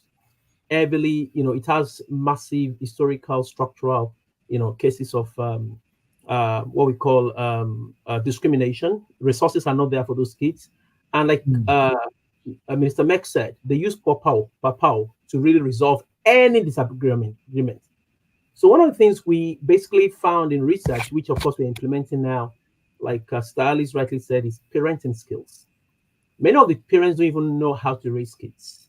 And that's one assumption we also all make. When people go into marriage, you just think because they are physically and biologically mature, they can raise kids. They cannot. Now, to Samsoft, when you were jumping from 3-story building, I wish somebody had seen that skill in you to develop an Olympian out of you. There you go. Because don't jump. Yeah, I'm telling you, that was a natural raw skill that somebody needs.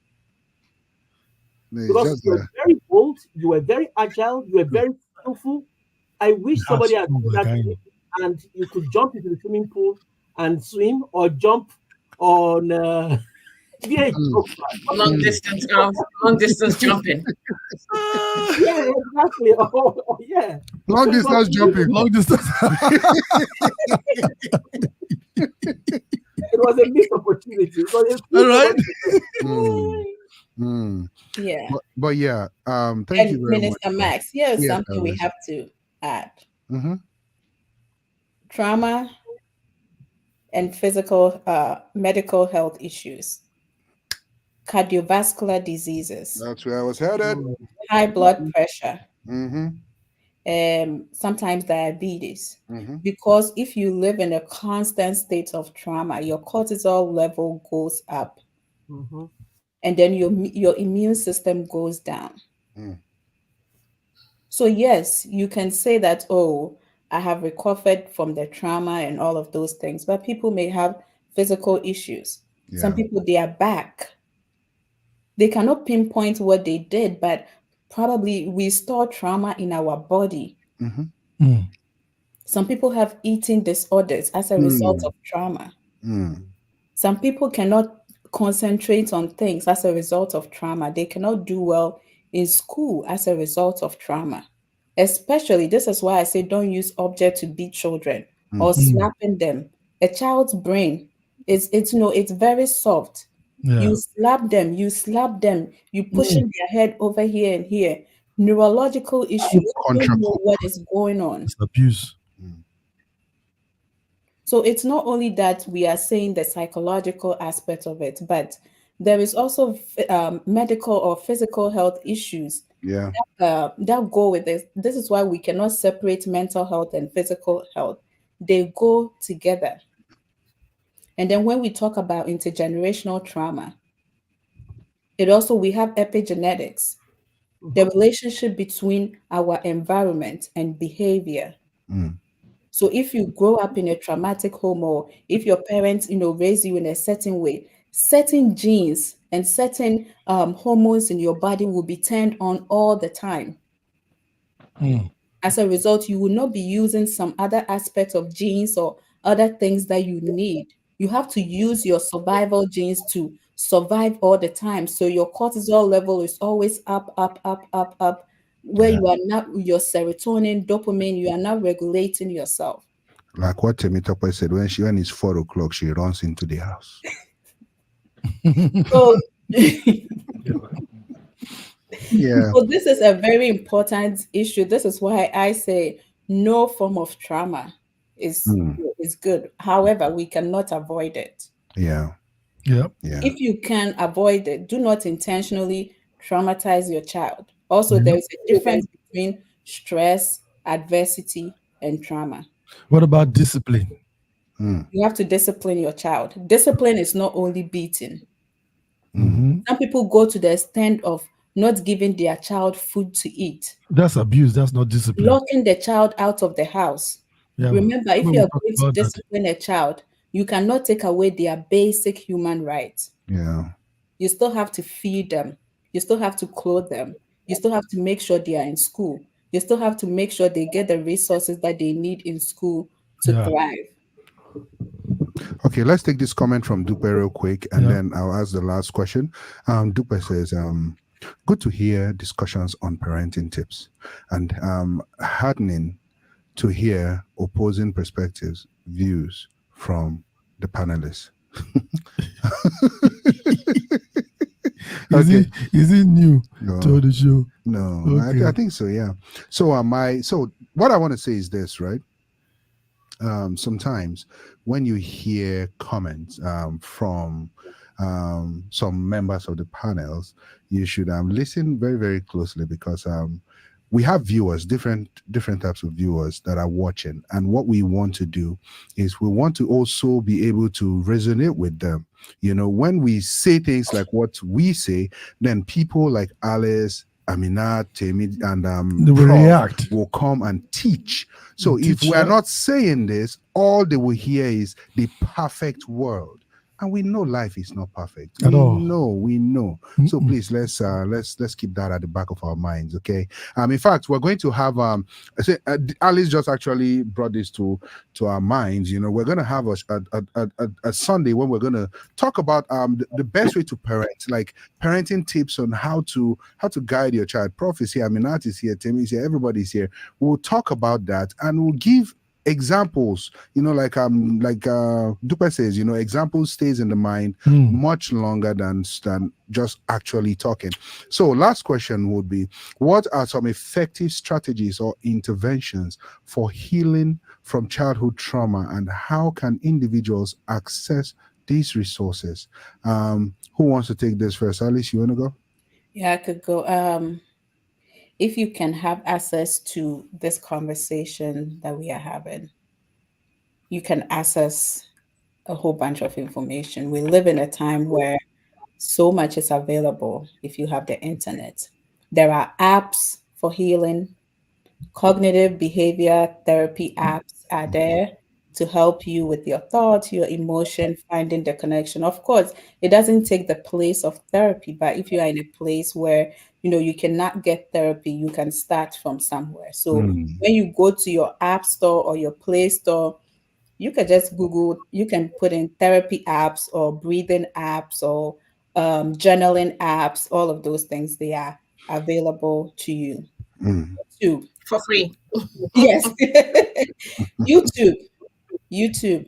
A lot of therapists are on YouTube, TikTok, Facebook, Instagram.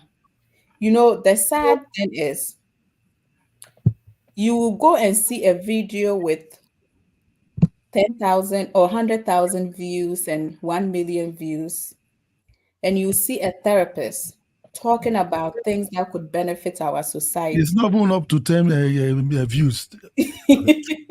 One from them, one from their understand. husband. They are going. They watch something that will make them more depressed. That's the human nature. It's the human nature.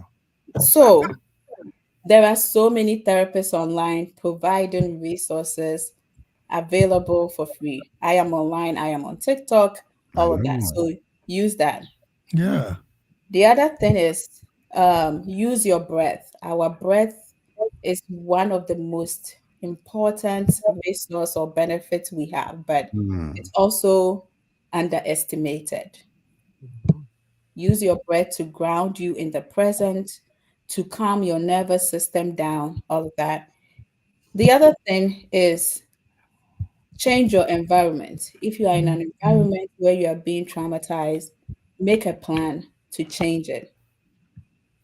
Do not stay in that environment for long. Make a plan. Is it because of finances? Make a plan. I like that. Yeah. Make a plan to change your environment. Even Make if you are a plan married. to change your lifestyle.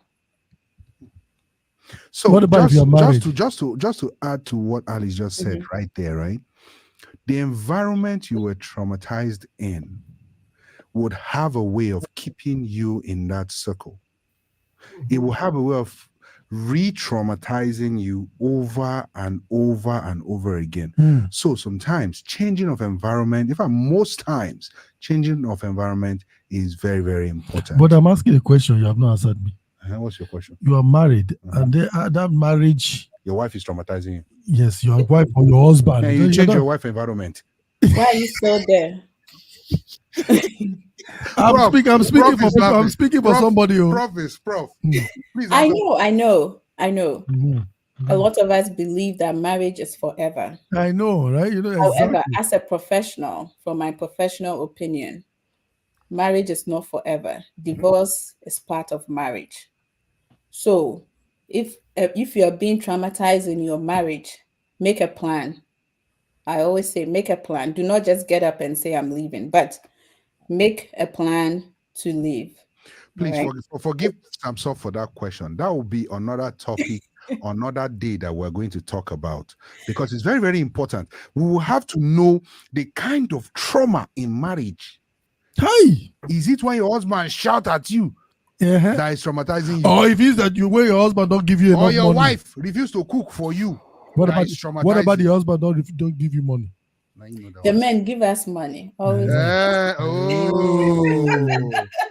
When you give too much money, it can be traumatizing. Exactly. It's vice versa. It's vice versa. But don't worry, Prof. You have anything to add before we jump to Timmy and then? Yeah, I mean, there's one type of CBT that is extremely popular now. It's called trauma-focused cognitive behavioral therapy, where children and parents, can come together and with supervision of a professional, or with intervention of a professional, helping them go through some of these traumatic situations. So I agree with Starlis very well that we live in a time and an age where the resources are plentiful. There's no excuse any longer. And I also agree with the fact that if you are in a traumatizing environment, you can actually basically change that environment. However, let's be very practical. Some people cannot leave that environment. Let's think about some of our colleagues, some of our friends, some of our family members, some of our viewers who are in some very traumatizing environments. However, the only thing they need at that point is basically, like Starly said, is to reduce stress and also try to control their emotions. One of the things, I don't know if you guys have noticed, I'll talk in particular about Nigeria. When you talk to somebody in Nigeria, I always call it, they pass stress to you. You talk on the phone. At the time, I'm very careful now. I call it tensional. It's like stress transfer discussion, STD. What STD? They talk transfer. Because the way they talk to you, I came to a point where I'm like, this is an STD. They transfer stress to you on that discussion. Oh yeah. At that point, your head you are so agitated, you are so afraid, you are so the way the situation is conveyed to you. It's almost like they are in an emergency and everything is just collapsing. And if you don't do anything, they are just going to come down.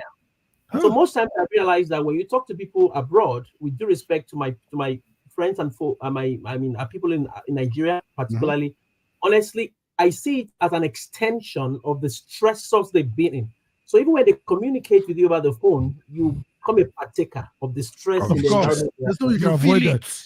You definitely like that the video feel song, then go feel it. You feel it. You feel it. So Feel the only I'm thing I've strong. learned over time, I'll tell you one of the things I've learned over time when I communicate with them is to actually then contextualize the environment. I give you a good example. Somebody was talking to me recently. I said, "Oh, if you know how expensive things are now," and I made them realize. I said, "The problem we have in most African countries is that we don't think globally." So what I began to do now is when I go to the Chinese or African store here, it will surprise you. I take pictures of the things we buy. Yeah, me too. Now, do you guys realize that they sell cola nut here now? They sell bitter cola here now. They sell Gary here now. I even saw geisha, the geisha I grew up with in the late 70s, early 80s. So guess what? So one part of the only one the day said now. No, half part of the problem we have to let that people realize that it's causing price going up and things is that the same food people are eating in Accra, Ghana, the same people are competing for in Idumota, in Ibadan, that same food we are eating in America. Yep.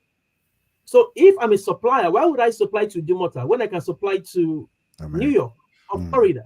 So that's why the price that's why you have price that's why the price is going up. So when I tell them that, you just suddenly realize that they see that, oh my goodness, so what is happening in Nigeria? It's not only a Nigerian situation. So it is basically reframing and recontextualizing the way we think. So I tell them, like I was talking to somebody recently, he said, "Oh, do I know how much fish is, which is the mackerel?" I said, "How much is mackerel?" So mackerel is now almost about 900, 1,002. So I said, "Sir, I went to the Chinese store to buy mackerel 2 days ago, and one was $2.99. So it's more than. I said, multiply it by 1,000. He said, in Jesus' name, we'll not get to that point. Because once multiply it by 3,000. He said, in Jesus' name, we don't get to that point. I said, so the mackerel we are buying almost the same thing. Yeah. So we're helping them to reframe, helping them to recontextualize, and helping them to see what I would call a global interconnectedness.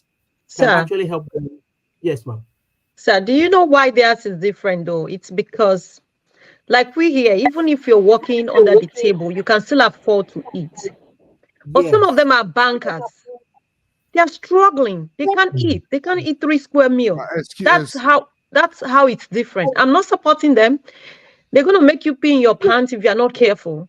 They will give you heart attack. That's true. That's why I said it's an STD. It's an STD. The part is that's why the professional says you should what? Avoid it. But the thing is this, right? The thing is this.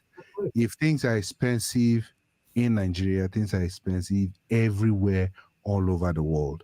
If you call me and you're telling me things are expensive in Nigeria, once I just tell you how much I spend on a monthly basis, you think the money is coming in, put an eye on how the money is going out too. You would know that you are spending money too. So I took a picture of tomato that I bought. I sent it to me. I was shocked. We're shocked. One small tomato like this. I thought he was joking. I sent the picture to my graphics guy and I was like, you were complaining. Can you buy this tomato for this? The guy shouted, he said, oh, it's better. Oh, I said, there you go. So yes, things I expect. It's a global thing. The only thing is work, getting the jobs to make the money to be able to afford these things is kind of a problem because people, let me not say it too loud, people stay in church Monday, Tuesday, Wednesday, Thursday, Friday, and Saturday and Sunday. And they'll be complaining that they are broke and they're hungry. And so don't worry, we'll talk about that. Yeah. We'll talk about that on Sunday. So yes, thank you very much, Prof. Sorry for the hijacking. So ladies and gentlemen, Aminat and Alice that has been on this particular series from the beginning. We've done justice to it, Abi. Prof, thank you very, very much. Thank you very much, Prof. Please, before you guys go, we want to say this special announcement, and I want everybody to listen keenly to this particular announcement. And the announcement will go like this.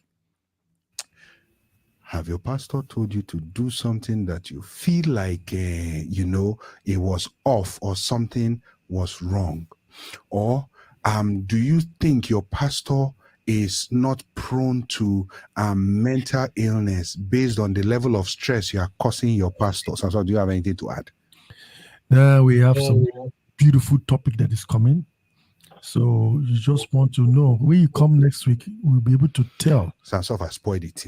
We're doing it like movie where you say have this, have this, have that, have that, have that, have Repeat that. it again. Come next week Sunday where we'll be talking about mental illness amongst clergymen. We'll be having these great people that will be on. Prof is already here. Prof will be here live and direct. Reverend Dala will be in the house. Dr. Tolu, our long time lost. It'll be good to have Stanley will be here, of course. Yes. You see the person with cap there that is wearing cap like a full animal. He will also be there too, Samsoft. Please and please, ladies and gentlemen, join us next week as we talk about this. Because listen, though your pastors are men of God, they are not God themselves. They also need to rest. They need many of them don't have and time they need to learn a lot. So please and please share this to your pastors, to your in fact, just share to your pastor, and you will be blessed. You'll be blessed. Let me talk like pastor. You'll be blessed. So let's take this last comment before we leave. It's from Dupe. Dupe says Nigerians have not been eating 3 square meals in decades. Wow. Over 4 decades. Wow. Only children eat 3 square meals. Yeah. Because okay. Yeah. Me, the one I know is the geisha. The geisha professor talked about. Geisha before, inside. when we used to buy geisha in those days, it's like 4 you see inside. like 4, 3, 4 big geisha.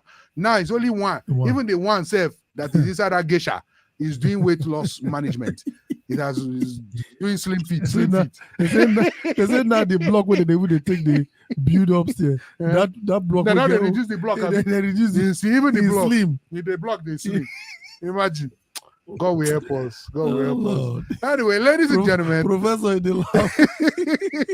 So in 30 seconds,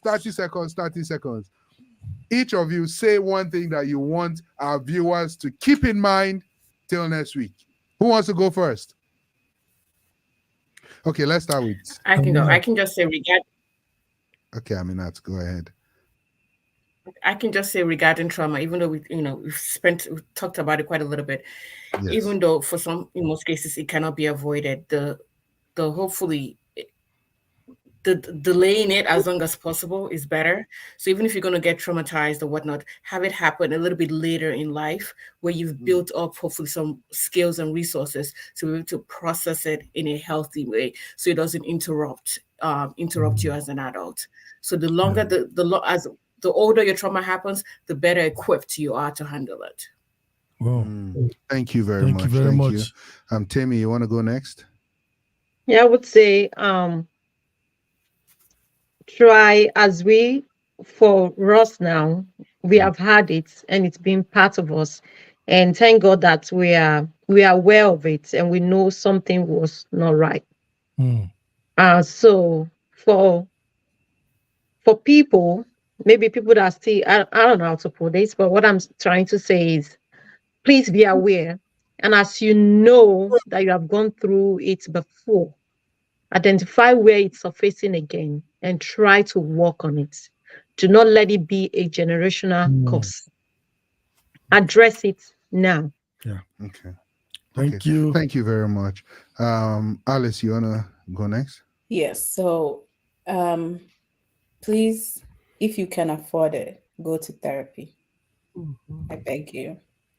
It doesn't mean there is anything wrong with you. It doesn't mean you are weak. It doesn't mean you are inferior. You are getting the resources and the tools to deal with life. So if you can afford it, please do. Thank you very much. Prof? Yeah, I would say your mental well-being is your responsibility. You have to realize that resilience is part of life. Always know that even God was disappointed at the time and God bounced back. And more and more, seek professional help, like Alice said. Having a professional working with you is a strength. It's not a weakness. Thank you very much. Samsoft?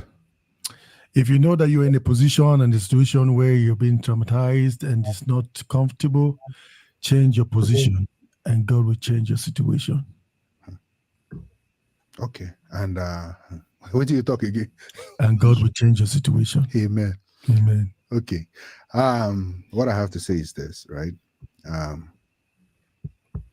It happened because the people that did it to you did not know any better.